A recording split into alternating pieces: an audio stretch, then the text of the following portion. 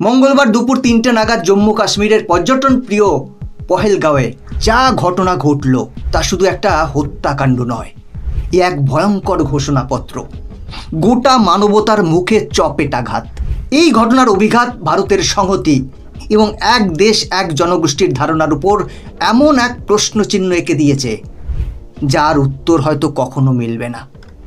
এই ছবিতে যে মানুষটিকে দেখতে পাচ্ছেন সে আজও বেঁচে থাকতে পারত যদি তার ধর্ম হিন্দু না হতো। কারণ যে নরপিচাসরা তার সামনে বন্দুক তুলে দাঁড়িয়েছিল তারা তার রাজ্যের নাম জানতে চায়নি, তার ভাষা কি জানতে চায়নি, জাত কি জানতে চায়নি। তারা একটাই প্রশ্ন করেছে, তুই কি হিন্দু? আর এই প্রশ্নের উত্তর হ্যাঁ শোনার পরেই গুলি, নিমেষের মধ্যেই বুক ঝাঁঝরা। কোনো দয়া নেই, কোনো করুণা নেই, কোনো মায়া নেই, কোনো মানবতা নেই। যেন মানুষ নয়, পশু শিকার চলছে। এখনো পর্যন্ত ২৬ জনের মৃত্যুর খবর এসেছে এবং আশঙ্কা করা হচ্ছে এই সংখ্যা আরও বাড়তে চলেছে। সব থেকে বড় কথা, এই নির্মম নৃশংস হত্যাকাণ্ডের দায়ভার কার? এরকম পরিস্থিতিতে ভারত সরকারই বা কি করছে? কেনই বা তারা এখনো নীরব? কারণ পেহেলগাঁওয়ের এই ঘটনা আমাদের এক চরম সত্যের সামনে দাঁড় করিয়েছে। আমরা সকলেই জানি পৃথিবীর ভূস্বর্গ কাশ্মীর। ভারতীয় তথা সমগ্র বিশ্ববাসীর কাছে কাশ্মীর একটা অতি জনপ্রিয় পর্যটন ক্ষেত্র। তেমনই একদিন বিকেলে একদল ভ্রমণ প্রেমী পর্যটক ভ্রমণ পিপাসা মেটাতে ঘুরে বেড়ায়, আর ঠিক সেই সময় কাশ্মীরের পেহেলগাঁওতে তাদের প্রথমে আটক করা হয়। কারণ সন্ত্রাসীরা দেখতে চায় যে সে মুসলিম না হিন্দু। ধর্মীয় পরিচয় যাচাই করা হয়। মুসলিম হলে প্রাণ ভিক্ষা আর হিন্দু হলেই মৃত্যুদণ্ড। তৎক্ষণাৎ গুলি, নাম নয় শুধু ধর্ম জানলেই হলো। এবং বেছে বেছে হিন্দুদের মারা হয়েছে। যে ২৬ জন মানুষের নিহত হওয়ার খবর পাওয়া গেছে তারা প্রত্যেকেই হিন্দু। আমরা এতদিন শুনে এসেছি ধর্ম মানুষকে বিভাজিত করে না, কিন্তু বাস্তবতা তা বলছে না। বর্তমান সময় দাঁড়িয়ে মানুষকে ধর্মই বিভাজন করছে।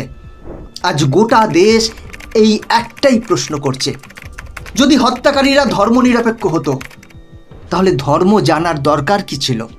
আজ আমরা এই প্রশ্ন করতে বাধ্য হচ্ছি কারণ যাদের গুলি করা হলো তাদের কোনো অপরাধ ছিল না। তারা পর্যটক, তারা কাশ্মীরের সৌন্দর্য দেখতে এসেছিল। কেউ বিবাহবার্ষিকী, কেউ হানিমুন, কেউ ছেলের জন্মদিন পালন করতে এখানে এসেছে।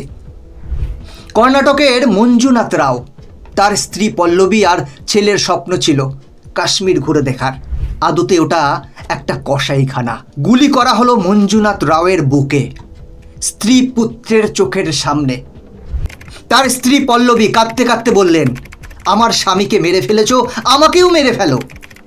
উত্তরে সন্ত্রাসীরা বলল, না, তুই বাঁচবি, গিয়ে মোদিকে জানিয়ে দিস আমরা কি করতে পারি। বন্ধুরা, একবার স্পর্ধা ভাবুন। দেশের নিরাপত্তাকে ছিঁড়ে ফেলার এক স্পষ্ট এবং শব্দভেদী চ্যালেঞ্জ। আজ সারা ভারতবর্ষ এক কণ্ঠে বলুক, বাস অনেক হয়েছে, আর নয়।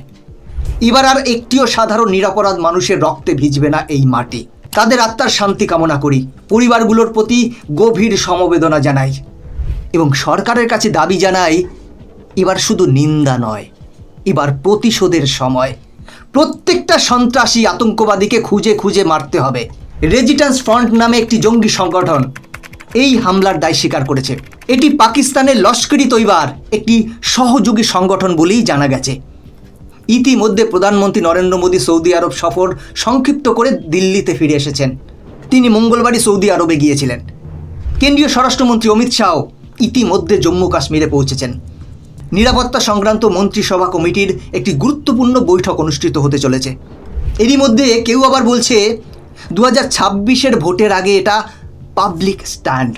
আজ মোদিবাবুর রাজত্বে যদি হিন্দুরা এইভাবে অত্যাচারিত, পদদলিত এবং নির্মমভাবে নির্বিচারে মৃত্যুবরণ করতে থাকে তাহলে কিসের রাজা উনি? এবার সময় এসেছে দেখানোর, কাশ্মীরের হিন্দুদের উপর এই নির্বিচারে গুলি, এর জবাব কি দিতে পারবে ভারত সরকার? নাকি চলবে একের পর এক প্রেস মিটিং এবং বৈঠকের পর বৈঠক? ২০১৯ সালে সেই বিভীষিকাময় দিন পুলওয়ামায় শহীদ হয়েছিলেন ৪৭ জন ভারতীয় জওয়ান।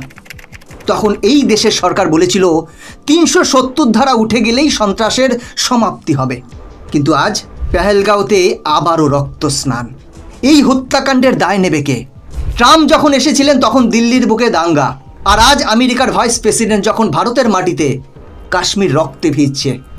প্রশ্ন উঠছে, আন্তর্জাতিক কূটনীতি আর ক্ষমতার দম্ভের আড়ালে কে রচনা করছে এই মৃত্যুর ব্লুপ্রিন্ট? আর কত মৃত্যু হলে এই প্রশাসনের ঘুম ভাঙবে? আর কত লাশের উপর দিয়ে রাজনীতি চলবে? আজ গোটা ভারত এক স্বরে বলছে, অনেক হয়েছে, আর নয়। কাশ্মীর ভারতের, হিন্দু, মুসলিম, শিখ, খ্রিস্টান সকলের। কিন্তু সন্ত্রাসীরা এই উপত্যকা দখল করতে চায়। তাদের সংবিধান বলে হিন্দু কাফের, তাদেরকে মরতেই হবে। এই নোংরা মানসিকতা শুধু কাশ্মীর নয়, পুরো ভারতের অখণ্ডতা, জাতির ঐক্যের উপর চরম আঘাত। এটা শুধু কাশ্মীরের সমস্যা নয়, এটা ভারতের ঐক্যের বিরুদ্ধে যুদ্ধ। ধর্মীয় বিদ্বেষের আগুন একবার ছড়িয়ে পড়লে তা পুরো দেশ গিলে নেবে। আজ মনে একটাই ভয় এবং একটা প্রশ্ন জাগে, এই দেশ কি আবারও সেই ভয়ঙ্কর অধ্যায়ে ফিরছে, যেখানে শুধুমাত্র তার ধর্মীয় পরিচয়ের জন্য মানুষ মরবে? রক্তের হিসাব চাই, সন্ত্রাসের শেষ চাই। এই নৃশংসতার বিরুদ্ধে যারা নীরব, তাদেরও জবাবদিহি করতে হবে। গোটা দেশ একসঙ্গে বলুক, এবার সন্ত্রাসের মৃত্যু ঘণ্টা বাজুক, এবার ভারত জিতুক। ইসরায়েল, আমেরিকা, রাশিয়া ইতিমধ্যেই ভারতকে সমর্থন জানিয়েছে যে এই সন্ত্রাস দমনে তারা ভারতের পাশে আছে। এবার সময় এসেছে কিছু করার। আপনার কি মনে হয়, ভারতের কি করা উচিত, কি পদক্ষেপ নেওয়া উচিত? আপনার মতামত কমেন্ট করে জানান। বন্ধুরা, আজকের ভিডিও এখানেই শেষ করছি। এরকমই ইনফরমেটিভ ভিডিও দেখার জন্য চ্যানেলটিকে সাবস্ক্রাইব করে বেল আইকনটি প্রেস করে রাখুন। দেখা হচ্ছে পরবর্তী ভিডিওতে। জয় হিন্দ।